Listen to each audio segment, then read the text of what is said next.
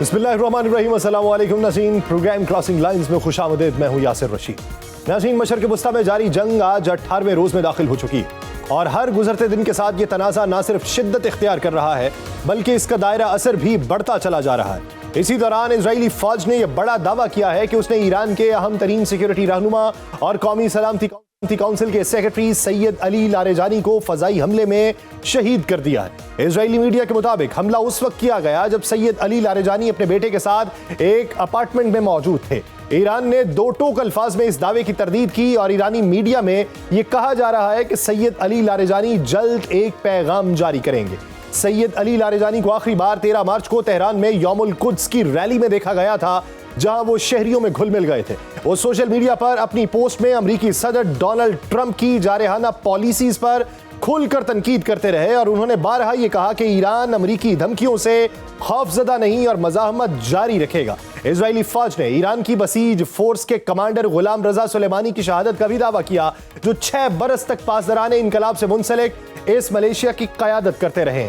Iran ने इन दावों की भी तस्दीक नहीं की, लेकिन ईरानी अवाम पुरज़्म है कि वो अपनी क़यादत की शहादतों के बावजूद ये जंग जारी रखेंगे। इस दौरान इजराइल ने ईरान के मुख्तलिफ शहरों में नई फ़ज़ाई कार्रवाइयाँ भी तेज कर दी हैं, जबकि जवाब में ईरान के मिसाइल और ड्रोन इजराइल में अपने अहदाफ तक पहुंचते दिखाई दे रहे हैं। सऊदी अरब, मुत्तहिदा अरब अमारात और कतर समेत खलीजी ममालिक भी ईरानी मिसाइल और ड्रोन हमलों को रोकने का दावा कर रहे हैं। अमेरिका की जानिब से इन हमलों की नौइयत और इनके फैलाव ने सिर्फ खित्ते को बल्कि आलमी सतह पर भी तवानाई और सिक्योरिटी को भी खदशात के ज़िमन के अंदर बढ़ा दिया है, खास तौर पे आबनाए हरमुज के तनाजुर में, जहां से आलमी तेल की तरसील का बड़ा हिस्सा गुजरता है।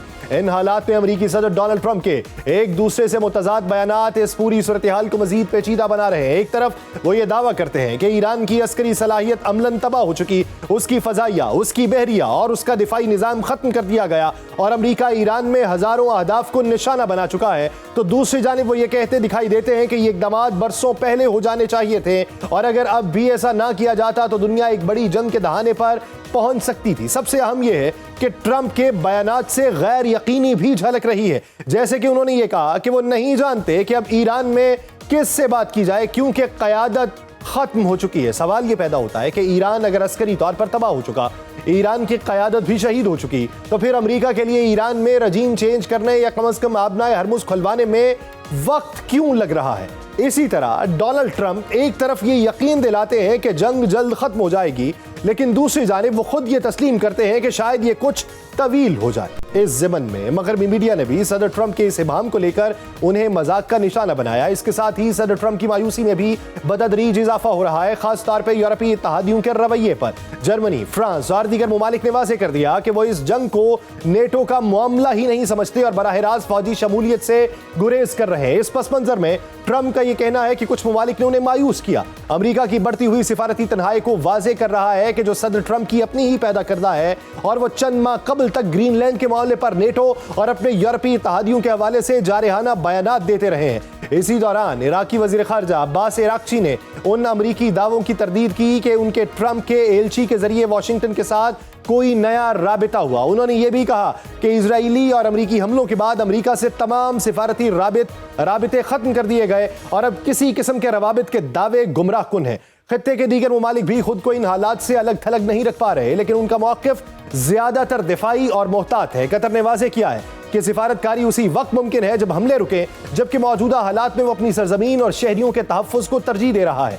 अमेरिका में भी इस जंग के जवाब और इसके नताइज पर सवालात उठ रहे हैं। एक मीडिया रिपोर्ट ये बताती है कि अमेरिकी इंटेलिजेंस ब्रीफिंग्स में मुमकिना ईरानी रद्द-ए-अमल और ख़ास तौर पर उसके खलीजी ममालिक के खिलाफ मुमकिना कार्रवाइयों और आबनाए हरमुज की बंदिश के खतरात का जिक्र मौजूद था, लेकिन इसके बावजूद जंग शुरू होने के बाद जब ईरान ने अपना रद्द-ए-अमल जाहिर किया तो उसे हैरान कुन करार दिया गया, जिससे एक बार फिर यह वाज़ेह हुआ कि ईरानी रद्द-ए-अमल का दुरुस्त अंदाजा नहीं लगाया गया था। सिफारती दरवाजे अगरचे अब भी मुकम्मल तौर पर बंद नहीं हुए, लेकिन दोनों ही फरीक जंग बंदी पर आमादा दिखाई नहीं दे रहे।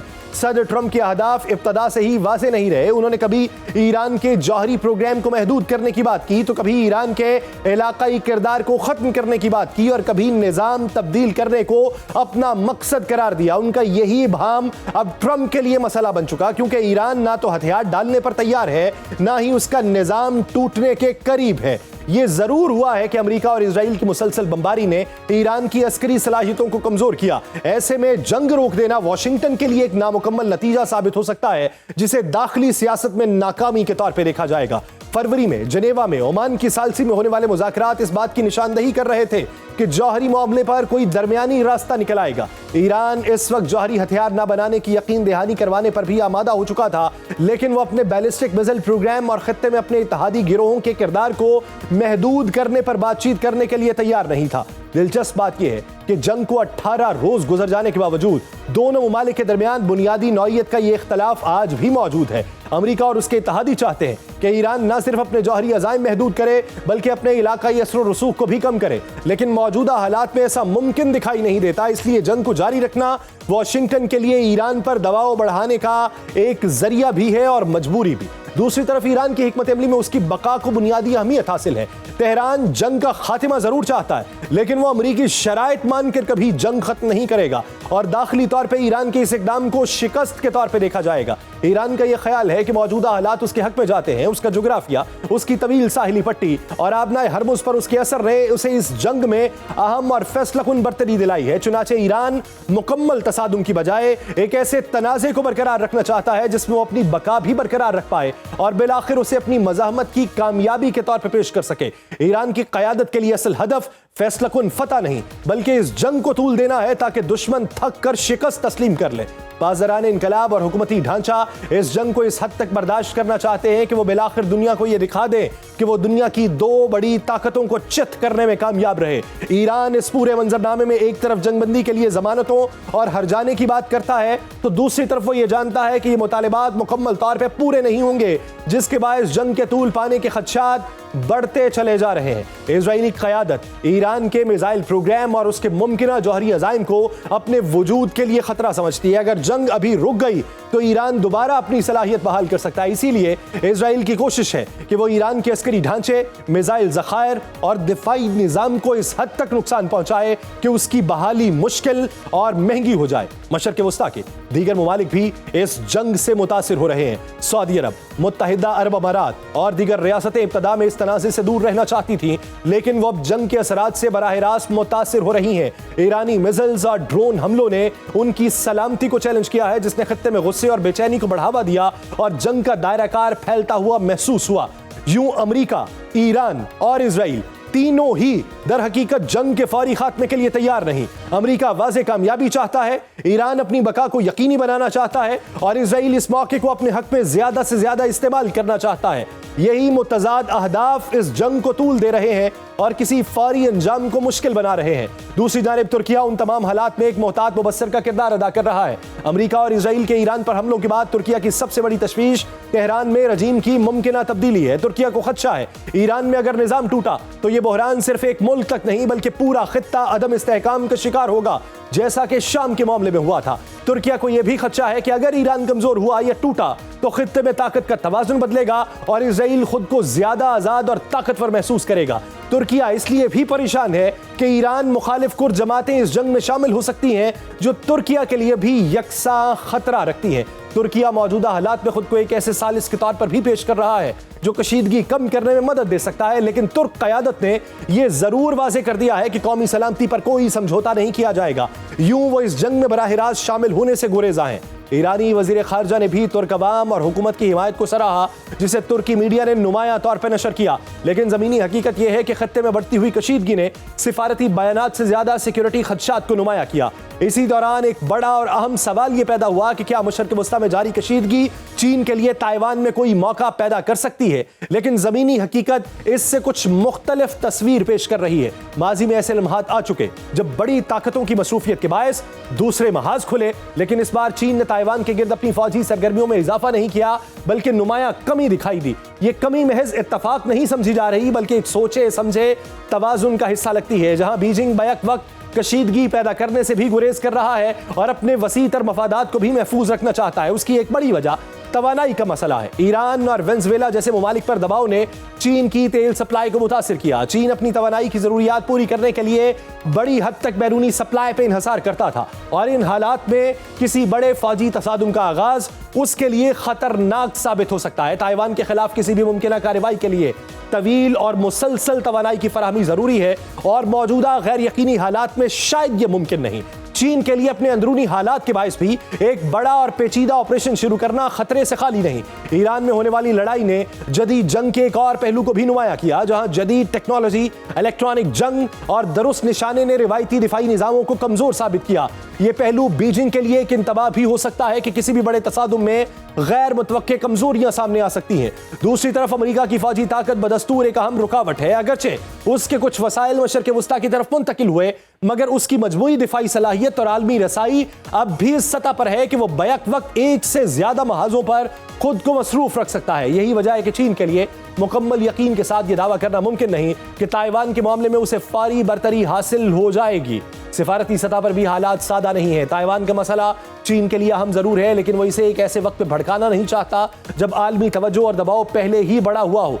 यह बहरहाल एक हकीकत है कि ईरान में जंग ने अमेरिका की तवज्जो जरूर तकसीम की है, लेकिन उसने चीन के लिए रास्ता खोलने की बजाय उसे मजीद मोहतात बनाया। इसलिए कम अज कम फिलहाल ताइवान पर किसी फौरी चीनी हमले का इम्कान कम है, लेकिन यह तवाजुन किसी भी वक्त बदलेगा, खास तौर पे अगर ये जंग तवील हुई या आलमी हालात में नुमाया तब्दीली हुई। यूं ईरान की जंग अगरचे मशरक़ वस्ता में लड़ी जा रही है, लेकिन उसके असरात पूरी दुनिया में महसूस किए जा रहे हैं और इस जंग का फैसला न सिर्फ खित्ते बल्कि आलमी सियासत, मईशत और ताकत के तवाजुन को भी नई समत अता करेगा। इसी मंजरनामे बात की शॉर्ट ब्रेक के बाद कहीं नहीं जाइएगा, स्टे विद अस। ब्रेक के बाद खुशामदीद नाज़रीन। इसी मंजरनामे में बात करने के लिए हमें ज्वाइन किया है दिफाई तज्ज़ियाकार lieutenant general retired Abdul Qayyum साहब ने। जनरल साहब बहुत शुक्रिया आपके वक्त का। जनरल साहब, इजराइल जो है वो ईरान के कौमी सलामती काउंसिल के सेक्रेटरी सैयद अली लारेजानी और बसीज के जो कमांडर हैं सुलेमानी साहब, उनकी शहादत की दावेदारी कर रहा है, लेकिन इसकी तरदीद जो है वो ईरानी मीडिया कर चुका है। आप क्या ये समझते हैं कि साइकोलॉजिकल वॉरफेयर में इस वक्त ये जंग दाखिल हो चुकी है या फिर वाकई इन अफराद को टारगेट करने की इत्तलात हैं? देखिए, जंगी हालात में ये साइकोलॉजिकल वॉरफेयर तो एक टूल है जो शुरू से ही लगता है और चलता रहता है। और चूंकि मैं सर बसद एहतराम सर आप अपना जवाब मुकम्मल कीजिएगा। इसी बीच में air commodore retired Khalid Chishti साहब ने भी हमें ज्वाइन किया है। मैं चिश्ती साहब आपको वेलकम करता हूँ। जनरल साहब का जरा मौक़िफ़ आ जाए तो फिर मैं आपकी तरफ आता हूँ। जी जनरल साहब। सर जी, चिश्ती साहब को मेरा भी सलाम। मैं ये कहना चाहता हूँ कि ये जो साइकोलॉजिकल वॉरफेयर है ना, ये तो जंग का एक टूल है जिससे आप परसेप्शंस को चेंज करने के लिए करते रहते हैं।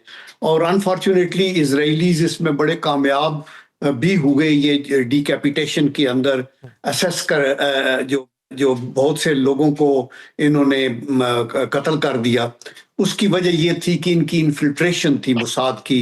विद इन ईरान बहुत सारे ज्यूज रहते हैं और ये एक वीक एरिया था ईरानियन हुकूमत का कि ये लोग वहाँ थे। और दूसरा, इन्होंने अपना डिफेंस भी नहीं किया, नॉट रियलाइजिंग कि इस तरह ये चुन चुन के लीडर्स को हटाएंगे। लेकिन इजराइल का ऑब्जेक्टिव अचीव नहीं हो सका बिकॉज दे थॉट कि की पर्सन्स को हम हटाएंगे तो इस तरह फिर ये जो ईरान का फ्रूट है, ये पका हुआ फ्रूट हमारी गोद में गिर जाएगा। जब हम रिजीम चेंज कर देंगे, लीडर्स को हटा देंगे, तो वेनेजुएला बन जाएगा और उसके बाद फिर हम अपनी मर्जी से चलाएंगे। तो अनफॉर्चुनेटली वो नहीं हुआ। अभी एक बात ये हो रही है कि नेतन्याहू इज नो मोर, वो भी अभी इट इज टू बी अभी कंफर्म होना जरूरी है। लोग स्पेकुलेट ही कर रहे होते हैं। और दूसरा ये है कि अभी वो ये कहते हैं कि इनकी लीडर को, बल्कि एक वक्त उन्होंने कहा कि अभी जो लीडर इनके रिलीजियस लीडर हैं अभी जिन्होंने टेक ओवर किया है, वो भी जो हैं शहीद हो चुके हैं। ये भी अभी कंफर्म नहीं है। तो ये तो साथ चलता रहेगा। लेकिन जो मैं बात इधर कहना चाहता हूँ कि देखिए, ईरान और यूएस की और इजराइल की जो जंग है, इस पे बहुत तबसरे हुए हैं और इतनी इंफॉर्मेशन है सोशल मीडिया पे और minute to minute, second to second खबर आ रही है।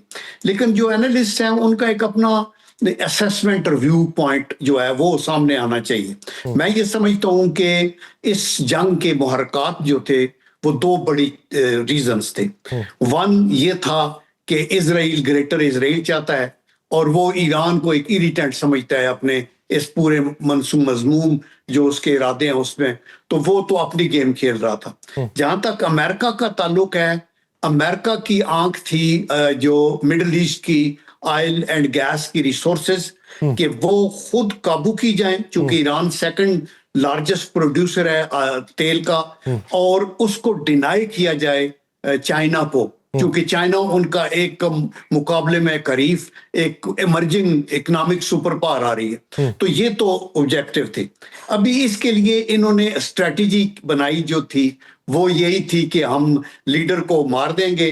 दे डिड नॉट रियलाइज कि जो ईरान है उसके जो सेंटर ऑफ ग्रेविटी है वो एक पर्सनालिटी में नहीं है, वो किसी आर्म फोर्सेस में भी नहीं है, ऐसे ही वो उनके नजरिए और आइडियोलॉजी में है जो डीप रूटेड है इन देयर सिस्टम्स।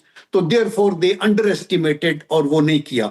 और स्ट्रेटजी का एक पार्ट ये था कि यूनाइटेड नेशन को यूजलेस कर दो, वियना और जेनेवा कन्वेंशन को जूते की नोक पे रखो, इंटरनेशनल कोर्ट ऑफ जस्टिस को भी बदनाम करो, और इसको वार क्राइम का मुजरम करार दिया गया नेतन्याहू को, उसको रेड कार्पेट ट्रीटमेंट अमेरिका ने दिया। तो ये एक परसेप्शन क्रिएट करके इन्होंने चढ़ाई की। अभी कंडक्ट ऑफ वार पे आते हैं, वो अभी जारी है और उसमें अमेरिका और इजराइल टोटली सरप्राइज हुए हैं।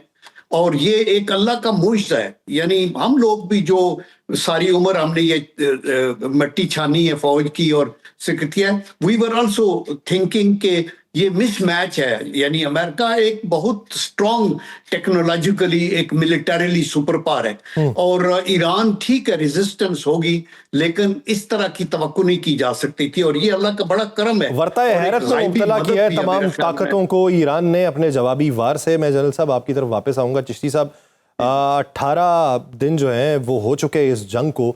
अगर मैं मुबालगा आराई से काम नहीं ले रहा तो तज्जियाती जो आपकी मुशक्क़त और रियाजत है वो इसमें बहुत ज़्यादा रही है, क्योंकि रोज़ाना की बुनियाद पे 12-12, 14-14 घंटे का तज्जिया आपका रहा और रिसर्च जो इस दौर के अंदर रही है, हो सकता है कि माजी में भी रही हो, लेकिन बबांगे दोहल उसका प्रचार इसमें ज़्यादा हो रहा है। आप क्या समझते हैं? अली लारेजानी साहब के हवाले से क्लेम किया इजराइल ने, उससे पहले नेतन्याहू के हवाले से क्लेम ईरानी नेटवर्क ने किया था, अब वो गुलाम रजा सुलेमानी साहब के हवाले से भी कर रहे हैं जो बसीज के कमांडर हैं। हालांकि ईरानी मीडिया जो है वो ये दावा कर चुका है कि अली लारेजानी साहब ओके हैं। क्या अपने से प्रेशर जायल करके इजराइल ईरान के ऊपर मुंतकिल करना चाह रहा है, ये इसका पसे पर्दा आपको कुछ और चीजें दिखाई देती? बहुत शुक्रिया याज साहब, आपने इनवाइट किया। जन साहब और आपके व्यूअर्स को भी अस्सलाम वालेकुम। बहुत शुक्रिया आपने इनवाइट किया। जो ये आप बात कर रहे हैं, देखिए ये बहुत ज्यादा एक एलिमेंट ऑफ फ्रस्ट्रेशन नजर आ रहा है। कल ही मैंने एक डॉक्यूमेंट्री बनाई है इस पर, मैं ये कह रहा था कि अब इजराइल को जितनी निशाना बनना पड़ रहा है एक ऐसे मुल्क से जिस पर 47 साल से सैंक्शन लगी हुई थी, जिसके पास दुनिया में तीसरे नंबर पर ऑयल है, लेकिन उसके लोगों को उसका फायदा नहीं पहुंचता। मिलिट्री हार्डवेयर में कोई मैच ही नहीं है, क्योंकि दुनिया का कोई सब्सटैंशियल कोई सपोर्ट उसकी इंफ्रास्ट्रक्चर बिल्ड करने में किसी ने मदद नहीं की। ओवर 17 या 16 डेज आज से पहले जो थे वो इतनी ज्यादा प्रोहिबिटिव कॉस्ट एक इम्पोज की है उसने इजराइल पर कि उनको अपनी तमाम जो सीसीटीवी फुटेजेस थी, जो सिक्योरिटी के कैमरे थे, जो पर्सनल लोगों के मोबाइल थे, उनको एक बैन करना पड़ा, जेल अनाउंस करनी पड़ी, क्योंकि उनको नजर आ रहा था कि ईरान को अगर ये फीडबैक चला जाए कि उनके बॉम्ब डैमेज की असेसमेंट क्या है। देखिए, हम फाइटर पायलट जैसे मिशन करके आते हैं, हम ईगरली लुक फॉरवर्ड कर रहे होते हैं कि जो बॉम्ब फेंक के आए उसका इम्पैक्ट क्या है, उसकी क्या परसेंटेज मुझे मिली है, स्कोर कितने % हिट हुआ है। तो वॉर में इमेजिन करें कि कितनी क्यूरियोसिटी होगी, और फिर लीडर्स को कितनी ज्यादा क्यूरियोसिटी होगी जो इन्होंने वेपन्स फायर किए हैं, चाहे वो जहाजों से किए हैं, जाहिर है इसमें तो जहाज ना होने के बराबर है, मिसाइल से किए हैं, तो वो कितने % सक्सेस रेट है। तो अगर वो सक्सेस रेट ईरान को पता लगे तो जाहिर एक फीडबैक या एक रिकन्फर्मेशन हो जाती है।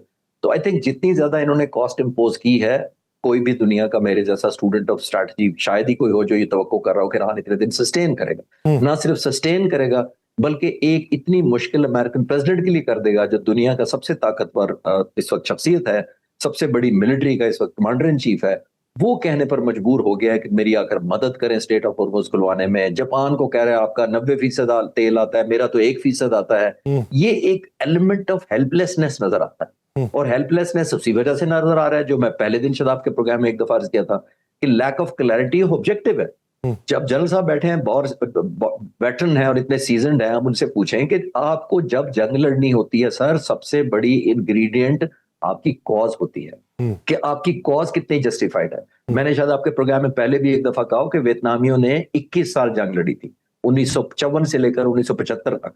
21 साल के अंदर 33 लाख वियतनामी मारे गए थे, सिर्फ 58,000 मारे गए थे अमरीकी 33 लाख वियतनामियों के मुकाबले में। अमरीका फिर भी मायूस लौट गया। किस वजह से? वियतनामियों की कॉज जस्टिफाइड थी, वो अपने सर्वाइवल के लिए लड़ रहे थे। ऐसी कौम को शिकस्त देना बहुत मुश्किल होता है। हम मई 2025 में क्या लड़ रहे थे? सिर्फ एक अपने आने वाली नस्लों के लिए लड़ रहे थे, अपने सर्वाइवल के लिए, सॉवरेनिटी के लिए, और दुश्मन को न्यू नॉर्मल नहीं बनाने दिया जो बावलपुर उसने हमले किए थे। तो आई थिंक ये हमें देखना पड़ेगा कि जब तक आपकी कॉज जस्टिफाइड नहीं होती, आपकी वॉर जस्टिफाइड नहीं होती, और वॉर जस्टिफाइड ना हो तो परफॉर्मेंस ऐसी ही होती है। अमेरिकन प्रेसिडेंट को अभी तक क्लियर नहीं है, 17वें दिन भी आप सारी उनकी प्रेस कॉन्फ्रेंस या टॉक्स और मीडिया से कंपाइल कर लें, मेरे जैसे और आप जैसे स्टूडेंट बैठ जाते हैं, हम अगर लिस्ट डाउन कर सकें कोई ये टारगेट है, नहीं मिलेगा हमें एक टारगेट। तो जब आपका क्लैरिटी नहीं है पर्पस की, तो आपकी आर्म फोर्सेस कैसे लड़ेगी कि उन ऑब्जेक्टिव आपको क्या हासिल है? कौन सी वॉर ट्रॉफी आपके जंग जीत के उसके बाद हवाले करनी है आपकी? वो ट्रॉफी नहीं है। जब तक वॉर ट्रॉफी नजर नहीं आती, लोग आपकी विक्ट्री को मानेंगे नहीं। लोग आपकी विक्ट्री को मानेंगे नहीं। तो जनरल साहब, आप क्या समझते हैं, एक ऐसा शख्स जो हार तस्लीम नहीं करना चाहता और अपनी हार को एक मुखालिफ बयानिया या मुतजाद बयानिया दे देता है जो सच के ऊपर मबनी नहीं है? डोनाल्ड ट्रंप की कहानी ऐसी दिखाई दे रही है। जब आपको ये मालूम नहीं पड़े कि आने वाले दिनों के अंदर अहदाफ क्या हैं, तो फिर जंग से निकलने का वे आउट या उसको जीतने का वे आउट क्या हो सकता है अमेरिका के पास? देखिए, ट्रंप की जो अपनी ख्वाहिशात हैं, अगर उनकी कोई लॉजिकल बेसिस ना हो तो वो then he can not sell his view point. आप देखिए कितनी बड़ी ह्यूमिलेशन है, कितनी बड़े मुल्क को जो कि यूनिपोलर वर्ल्ड का एक बादशाह रहा है और अभी भी टेक्नोलॉजी में वो सबसे आगे है। चिश्ती साहब बिल्कुल ठीक कह रहे हैं कि पिवटल बात जो है वो काज ऑफ वार है। वो क्या है? काज ऑफ वार अगर जेन्युइन हो तो वो विल टू फाइट को जन्म देती है, और दैट इज वाई आज हम पाकिस्तान में बैठ के अपने हमारे नौजवान सिपाही से जनरल तक खून देते हैं, हमारे पुलिस। क्यों? बिकॉज हमारी एक कॉज ऑफ वॉर है कि हमने अपनी एक आइडियोलॉजी पे अपना मुल्क हासिल किया है। हमें हमारे सामने है कि इंडिया में मुसलमानों की क्या हालत है, अगर इंडिया इधर घुसता है तो हमारी क्या कंडीशन होगी। हम अपनी माओ बहनों की इज्जत बचाने के लिए, अपनी सरजमीन को बचाने के लिए हम खड़े हो जाते हैं। नोबडी बॉदर्स कि आपके पर्सनल वो क्या है। तो इसलिए जब अमेरिका के पास काज ऑफ वार है नहीं और इतनी फ्रेजाइल है उनका स्टैंड कि एक तो विद इन अमेरिका, अभी मैं बिल क्लिंटन की वो स्टोरी पूरी सुन रहा था, जिस तरीके से लॉजिकली वो एक्सप्लेन हुई उस पर और अभी तबसरे भी होंगे। In addition to that NATO के इत्तेहादी जो है, जो थ्रू आउट पिछले 70 साल आपके साथ रहे, हर जगह के ऊपर आप उनको अफगानिस्तान में भी घसीट के ले गए और उनको ह्यूमिलेट किया, लेकिन आपने उनके साथ सलाह करके आपने उनको कहा और उनको सबज बाग दिखाए कि हम ऐसे कर लेंगे। वो मेरे ख्याल है विंस्टन चर्चिल ने ही कहा था कि ये अमेरिकन जो है एट द एंड शायद ठीक फैसला करें, लेकिन इससे पहले सारी रॉन्ग ऑप्शंस को वो एक्सरसाइज करते हैं। देखिए, जब ये 20वीं सदी की मिड में 1930s के अंदर एक इटालियन मार्क्सिस्ट फिलोसफर था जो कि एक पॉलिटिशियन भी था, एंटोनियो ग्राम्स्की। उसने कहा था कि उस वक्त जब लीग ऑफ नेशन की रेलेवेंस खत्म होगी और जैसे अभी यूएनओ के साथ कर रहे हैं, तो उसने कहा था the old world is dying and the new world struggling to be born, now is the time of monsters. और यही हालत अभी, और उसका नतीजा क्या हुआ? Second world war. आज हम बेशक कहते रहे कि यार थर्ड वर्ल्ड वॉर तो शडर करते हैं, ऐसे ना हो, क्योंकि सेकंड वर्ल्ड वॉर में एक मुल्क के पास एटम था और वो यूज हो गया, और अभी तो तकरीबन 9 के पास डिक्लेयर्ड है, 2 के पास अनडिक्लेयर्ड है, और जब इनकी बैक लगेगी वॉल के साथ तो खुदा ना करे कि ऐसी चीज भी हो जाए तो ग्लोब तबाह हो जाएगा। उस वक्त जो टैक्टिकल न्यूक्लियर वेपन्स थे वो 16 किलो टन और 20 किलो टन का हिरोशिमा नागासाकी पे। आज जो टैक्टिकल वेपन्स भी हैं वो 50 से 100 किलो टन के हैं और स्ट्रेटेजिक 100 से 1000 किलो टन के हैं। तो आप ये सोचें कि दुनिया को जो मतलब है कितनी तबाही हो सकती है। तो इसलिए मेरे ख्याल में इनको ये सोचना चाहिए, और इन्होंने मिसकैलकुलेटेड है, जिसके ऊपर जैसे अभी चेश साहब बता रहे थे कि इनको मिन्नतें करनी पड़ रही हैं। पहले इनको उसने बिल्कुल कोल्ड शोल्डरिंग की, नहीं है तो नहीं, आप चले जाए, हम आपके बगैर करेंगे। अभी फिर उनको वो कर रहे, और एक इतनी बड़ी ताकत एक स्ट्रेट को खोलने की अहलियत नहीं रखती, एक ऐसे मुल्क के खिलाफ जिसकी एयर को भी तबाह कर दिया, एयर डिफेंस को भी तबाह कर दिया। लेकिन उस सब के बावजूद जो है वो सूरत हाल जो है अमेरिका के काबू में नहीं आ रही है। एक बुनियादी सवाल है कमोडोर साहब, आप क्या समझते हैं कि वही ताकत जो सबसे पहले नेटो को ये कहती थी कि तुम बोझ हो, जो चीन को ये कहती थी कि तुम तहजीब के मुखालिफ हो, जो अपने इत्तेहादियों को ये कहती थी कि खून चूसने वाली झुंके हैं, अब वो तमाम लोगों को बुलाने लगी आवाजें देके कि आओ मेरी मदद करो। लेकिन अब जब हर तरफ से जवाब नदारे था तो ट्रंप का नया बयान एक और मंजर आम पे आया है कि मुझे किसी की मदद की जरूरत नहीं है। तो क्या ये मखमसा है जिसके अंदर वो फंसे हुए हैं, खुद एतमादी है, या बेचैनी इस हद तक फैली हुई है कि अगला कदम नजर ही नहीं आ रहा? यासिर साहब, जितनी थोड़ी बहुत स्ट्रैटेजी मैंने पढ़ी या war college national defence university में पढ़ाई, उसमें हमें एक किस तरह के खतरे से आगाह किया जाता था। तो मैं हैरान हूं प्रेसिडेंट ट्रंप को ऐसे खतरों से किसी ने आगाह क्यों नहीं किया। देखिए, जब इस तरह की क्विक विक्ट्री मिलती है जो उनको वेनेजुएला में मिली, तो उसके साथ एक कॉशन या वार्निंग अटैच होनी चाहिए थी।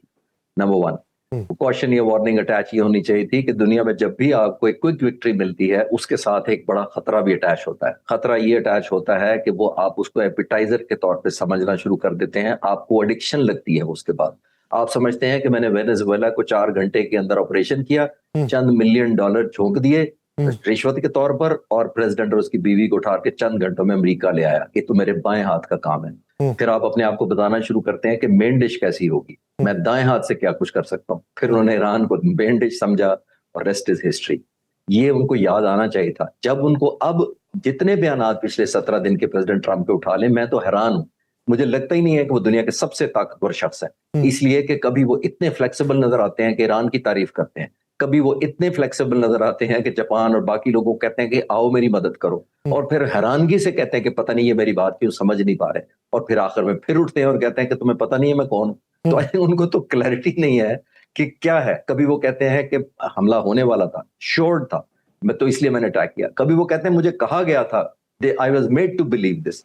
आई मीन, आपके पास 18 कम अज कम international, domestic and all kind of military and civilian intelligence agencies हैं प्रेसिडेंट ऑफ अमेरिका के साथ पास। वो तमाम की तमाम ने ये क्वेश्चन भी नहीं किया, इनपुट भी गलत दे दी, फैसला भी करवा दिया, क्योंकि फैसला करवाने में सबसे ज्यादा बड़ा रोल है नेतन्याहू का। पिछले 40 सालों से जब वो एक्टिव पॉलिटिक्स में है, और 20 सालों से आप जब तक ऑलमोस्ट एक्टिव हुकूमत में है, उन्होंने हर सदर को कहा कि जनाब खुदा ना खास्ता ईरान एक जिनी है, एक मॉन्स्टर है। बिल्कुल उसी तरह जिस तरह कॉलिन पावल जो थे foreign minister general Colin power, उन्होंने 2003 में इराक के बारे में कहा था, सद्दाम हुसैन के बारे में इशारा करते हुए एक शीशी कांग्रेस में लहराई थी कि ये वो बायोलॉजिकल केमिकल वेपन है जिस पर हमला किया जा सकता है। वही शीशी तो बाद में जाके यूएन के अंदर भी लहराई गई, और उसी बुनियाद के ऊपर तो ट्रंप अब भी कहते हैं कि 24 घंटों में उसने बम बना लेना था। इस पे मजीद बात करेंगे सर, एक ब्रेक लेनी है, साथ ही मौजूद रहे नाज़रीन। ब्रेक के बाद वापस आते हैं, खालिद चिश्ती साहब और जनरल साहब से मजीद बात को आगे बढ़ाएंगे, कहीं नहीं जाएंगे। ब्रेक के बाद खुशामदीद नाज़रीन। मौजूदा मंजरनामा ये है कि जो इत्तेहादी थे वो खफा हो चुके या इस जंग में साथ देने पर आमादगी का इजहार नहीं कर रहे, और जिन्हें तकिया करने के लिए इस वक्त सामने लाया गया वो तमाम पसे पर्दा इस वक्त दिखाई देते हैं। जनरल साहब, सर बेंजामिन नेतन्याहू के अहदाफ, डोनाल्ड ट्रंप के अहदाफ और ईरान के अहदाफ इस जंग से निकलने में ये किस हद तक मुमासलत रखते हैं या किस हद तक मुतजाद दिखाई देते हैं? ईरान का तो अहदाफ यही है ना कि वो अपना सर्वाइवल चाहते हैं, और वो ये चाहते हैं कि हमारे ऊपर ये सैंक्शनें नाजायज हैं, और एनरिच यूरेनियम करना पीसफुल पर्पसेस के लिए हमें इंटरनेशनल लॉस की इजाजत देता है, और हमें एग्जिस्ट करने का राइट है, और हम एक इंडिपेंडेंट, हमारी एक ओल्ड सिविलाइजेशन है 7000 years ago पुरानी, तो हमें तो उसका चल रहा है।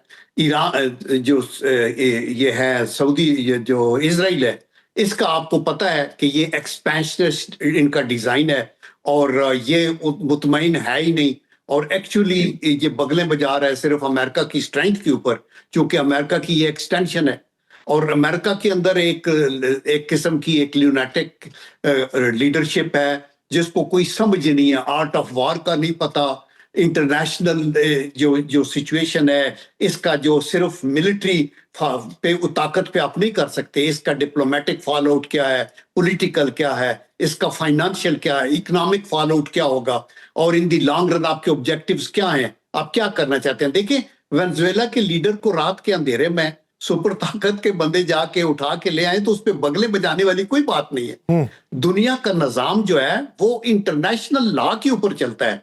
अदरवाइज तो कुवैत, कतर है, मालदीव है, श्रीलंका है, हर कोई इनको हड़प करके तो खत्म कर दे। आपका सबका राइट है ना, एक यूनाइटेड नेशन का चार्टर है, उसके ऊपर हम चल रहे हैं। तो इसके ऊपर तो आपको शर्मिंदा होना चाहिए कि आपने ये रात को जाके एक लीडर को पकड़ के कर दिया। तो अभी आप ये समझ रहे हैं कि दुनिया में जहां हम जाएंगे ऐसे होगा।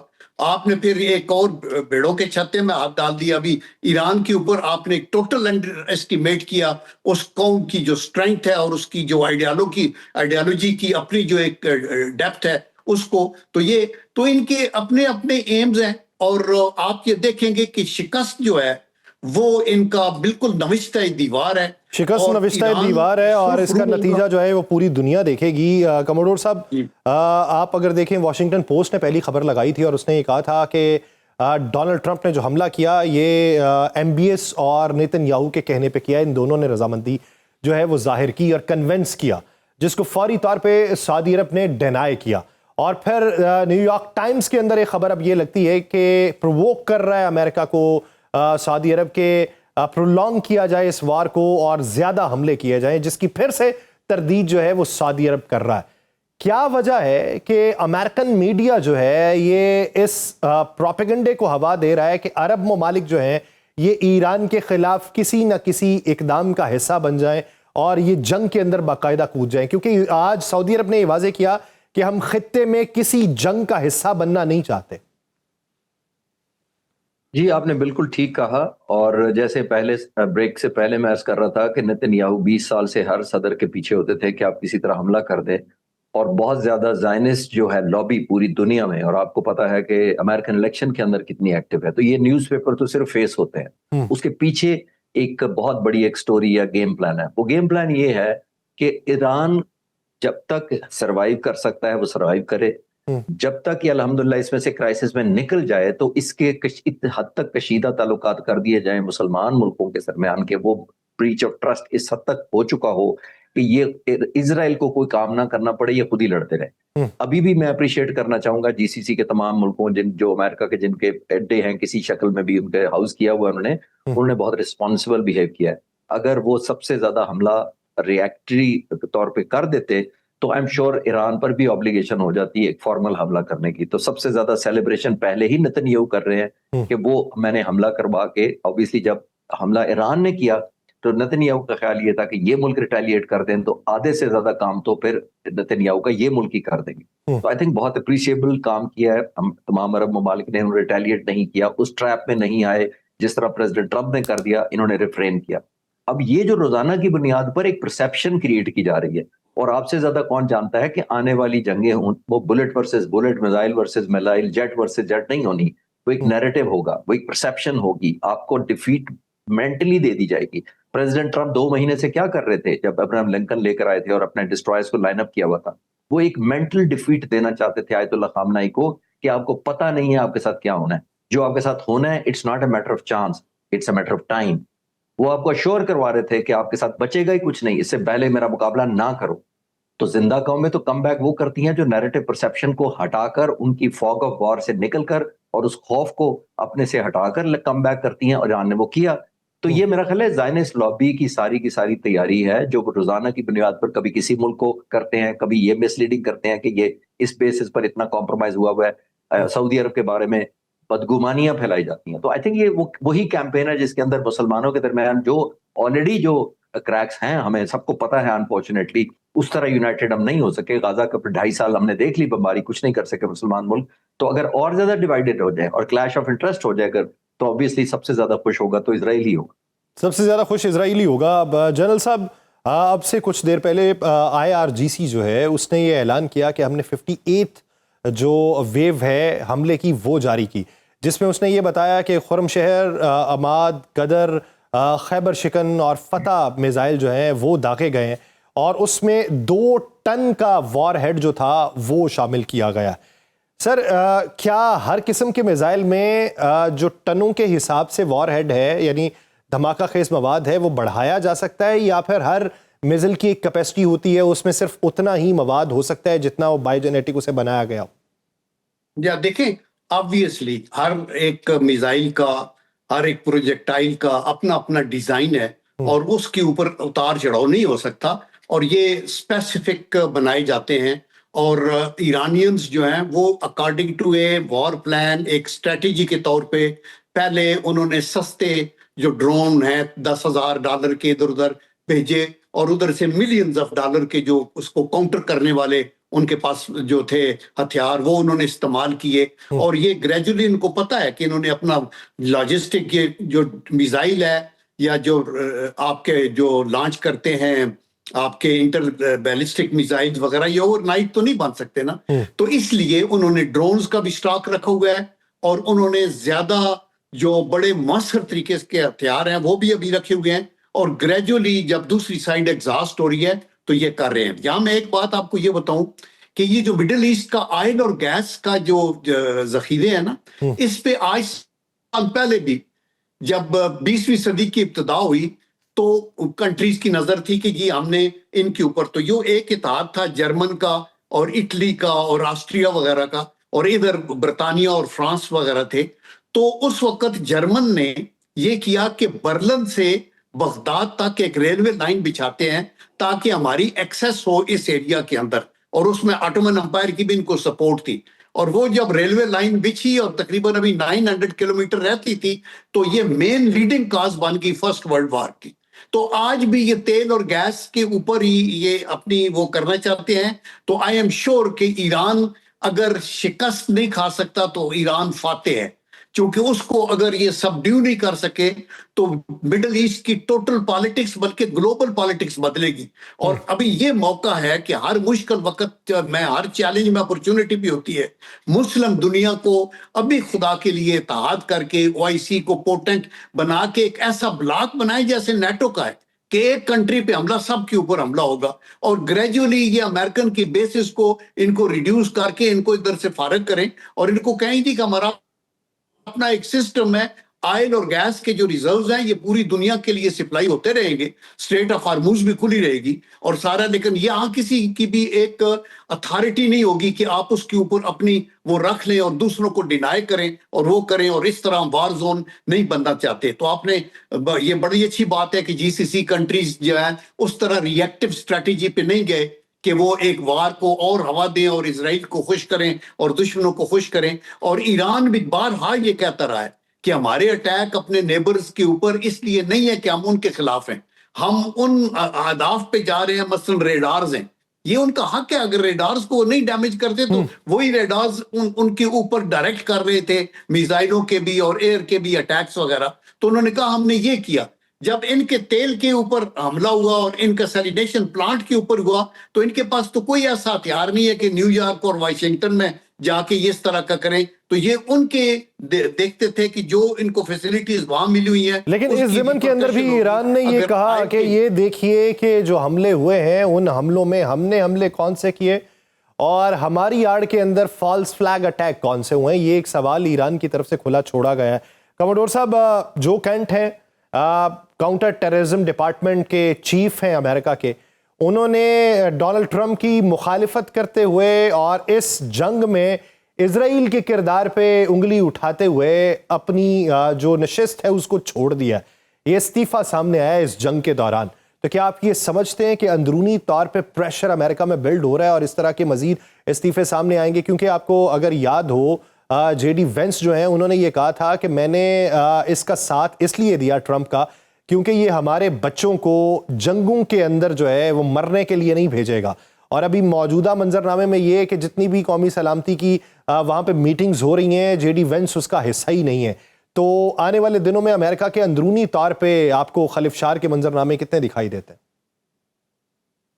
यासिर साहब, प्रेसिडेंट ट्रंप ने खुद सारी तकरीरी जो कैंपेन चलाई थी वो सारी की सारी एब्सोल्युटली ऑपोजिट चलाई थी जो आज देख रहे हैं अपनी इस पोजीशन में आज है। आप इमेजिन करें, आप अंग्रेजी में उठाएं जो वो जिस तरह उन्होंने कहा था the people used to send our children to the war, were we not stupid people. ये वो ओवरऑल सबको कह रहे थे, और ये उन्होंने खुद कहा था कि were we not stupid people to send this, कि हम इतने खतरनाक बात कर रहे थे। पहले तो सबसे ज्यादा उनको रियलाइज करना चाहिए। जेडी वैंस और ये जो सिक्योरिटी का आप कह रहे हैं इन्होंने अभी रिजाइन किया, वो तो देखिए इन लोगों ने, जिन्होंने ये बुनियादी तौर पर सब पॉलिटिशियंस हैं, इन्होंने कल को अपना सेनेट या अपनी कांग्रेस से सीटें जीतनी है। 75% लोग इस वक्त जंग के खिलाफ हैं। इन्होंने क्या जाकर अकाउंटेबल नहीं होना अपने लोगों को? प्रेसिडेंट ट्रम्प का तो शायद सेकंड टर्म है, उसके बाद शायद वो लड़े ही ना, लेकिन ये जो बाकी पॉलिटिशियंस हैं इन्होंने तो कम बैक करना है। 75% लोग अगर आज खिलाफ हैं, अभी तो रिजल्ट ऑल डिक्लेयर्ड अमेरिका के फॉर्मल खिलाफ नहीं आया, तो आप इमेजिन करें क्या हो रहा है। जब कल को उनके खिलाफ आ गया एक रिजल्ट ऐसा, या सीज फायर ऐसी टर्म्स पर हुआ जिसके लिए अमेरिका के लिए और एम्बैरेसमेंट कॉज हो गई, तो ये परसेंट चांस है बढ़ जाएगी। तो फिर ये लोग जो इस वक्त पीछे खड़े ग्रुप फोटो खिंचवाते हैं, उनको जाके अपने लोगों को जवाब नहीं देता कि मैं पीछे क्यों खड़ा था।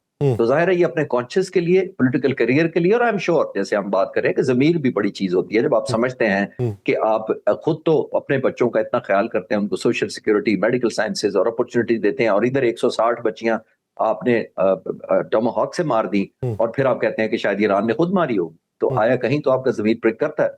तो आई एम श्योर बुनियादी तौर पर आप किसी दुनिया के मजहब से ताल्लुक रखते हो, किसी से भी रखते हो, गैर इंसानी एक जो बिहेवियर होता है वो तो आपको पिक करता है। और आई एम श्योर ये औरों का भी कर रहा होगा, लेकिन क्योंकि वो stuck in the middle of everything है, तो शायद वो अभी ना करें तो बाद में निकल के करें। अभी तो सिर्फ 5% बजट जो इस वक्त पहले दिन फायर हुआ था वो कांग्रेस का अप्रूव हुआ है। 3.87 बिलियन 100 आवर्स के अंदर अमेरिका के प्रेसिडेंट ने खर्चे थे इस जंग के ऊपर, 100। अब सिर्फ 5% उसका कांग्रेस ने अप्रूव किया हुआ। चलें, अगर हम इंटरनेशनल सारी डिबेट्स कर रहे हैं, मेरे जैसे भी स्टूडेंट पढ़ते हैं, तो कहा जाता है कि 1 to 1.5 billion dollar per day budget है इस जंग का। चले मैं 1 बिलियन पे बेस करके आपको एक कैलकुलेशन अर्ज करता हूं। अगर ये 1 बिलियन है तो ये 42 मिलियन यूएस डॉलर एक घंटे का एक्सपेंस है। ये 11,000 यूएस डॉलर 1 सेकंड का खर्चा है। तो आया इन लोगों ने अकाउंटेबल नहीं करना? कल को कांग्रेस को जाके नहीं कहना 5% अप्रूवल, 95% तो देना है जाके। और अगर ये मिडल ईस्ट के मुल्कों से भी लेना शुरू करेंगे तो तब भी 95 तो शायद वो भी नहीं भरेंगे, क्योंकि मिडल ईस्ट के दोस्तों को भी रियलाइज हो गया है कि अमेरिका लायबिलिटी ज्यादा है और एसेट कम है।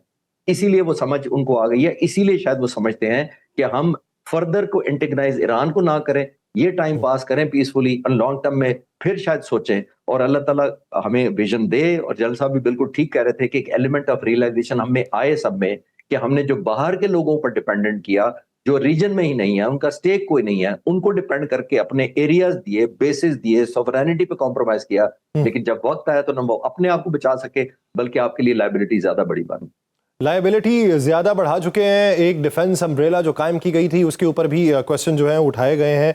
जनरल साहब, मेरा एक सवाल ये है कि जब जंगें शुरू होती हैं तो उससे कुछ नताइज हासिल किए जाते हैं, बहुत से ममालिक उससे नतीजे अखज़ करके अपनी अपनी हिकमत अमली को प्लान करते हैं। अब इस जंग के हवाले से तासुर ये पाया जाता है कि चाइना ताइवान के ऊपर अटैक कर सकता है, लेकिन ज़मीनी हक़ाइक़ ये बताते हैं कि वो जो सिक्योरिटी उसने ताइवान के गिर्द लगा रखी थी अब उसको बतदरीज कम कर दिया है। तो चाइना इस जंग से क्या सबक सीखेगा और चाइना अमेरिकन स्ट्रेटजी के किस हद तक मुखालिफ खड़ा है? देखिए, चाइना की लीडरशिप बड़ी वाइज है। उनका जो फिलॉसफी है वो पीसफुल को एग्जिस्टेंस की है। वो किसी जंग में शरीक नहीं हुए, और दैट इज द रीजन कि इकोनॉमिकली वो इतनी तेजी के साथ आगे आए हैं कि तकरीबन पिछले 30 सालों में तकरीबन 70 करोड़ उनके लोग खत्ते गुर्बत से ऊपर आ गए। और अभी भी वो कोई इमोशनल डिसीजन नहीं ले रहे। वो यही बता रहे हैं कि जंग से कुछ हासिल नहीं होगा, और वो कूद के जंग के अंदर नहीं आए। But at the same time उन्होंने they didn't mince any words. Russia ने भी और चाइना ने भी ये कहा कि हम ईरान के स्टांस के साथ खड़े हैं, ये उनका अपना राइट है, वो एनरिच करें यूरेनियम। और अगर इजराइल एटम बम बना सकता है तो ईरान क्यों नहीं बना सकता? आप ये देखें कि कई दफा ट्रंप ने ये कहा है कि जी ये जो खमेनाई शहीद थे वो एक जालिम इंसान था और उसने बड़े कत्ल किए और ये वो। तो व्हाट अबाउट नेतन्याहू, जिसकी बुनियाद पे आप आगे आ रहे हैं? जितना बड़ा जुल्म इंसानियत के खिलाफ नेतन्याहू ने किया, और जितने बच्चे हलाक किए हैं, और जितने बूढ़े औरतें और मर्द और जितने लोग बेघर हुए हैं, और जिसको इंटरनेशनल कोर्ट ऑफ जस्टिस ने ये कहा कि ये वार क्राइम का मुजरम है और उसको अरेस्ट होना चाहिए था, जैसे सर्बिया के सदर को किया गया था, तो उसके साथ मिलकर आप अटैक कर रहे हैं, तो आपकी कोई मॉरल बैकग्राउंड है नहीं। दैट इज वाई अखलाकी तौर पे आप कमजोर तरीन लोग हैं जो बच्चों के ऊपर हमला करते हैं कि वो भेड़िए थे लिबास इंसान में जो थे आए, जो अद खिले सब गुलों के तन से हयात जबरन नचोड़ते थे, बदन से जान कब निकालते थे उधेड़ कर जिस्म रूह को खींचते थे अस्कर, मकाम असफल से भी थे नीचे जहां फकत तीरगी है, बस्ती तीरगी इनका मुकद्दर है और यही तीरगी इनको ले डूबेगी। बहुत शुक्रिया air commodore retired Khalid Chishti साहब और lieutenant general retired Abdul Qayyum साहब इस हवाले से अपना वक्त देने के लिए। प्रोग्राम का वक्त खत्म हुआ चाहता है, मुझे दीजिए इजाजत, आपसे मुलाकात होगी कल के रोज। अपना बहुत सा ख्याल रखिएगा, अल्लाह ने के बाद।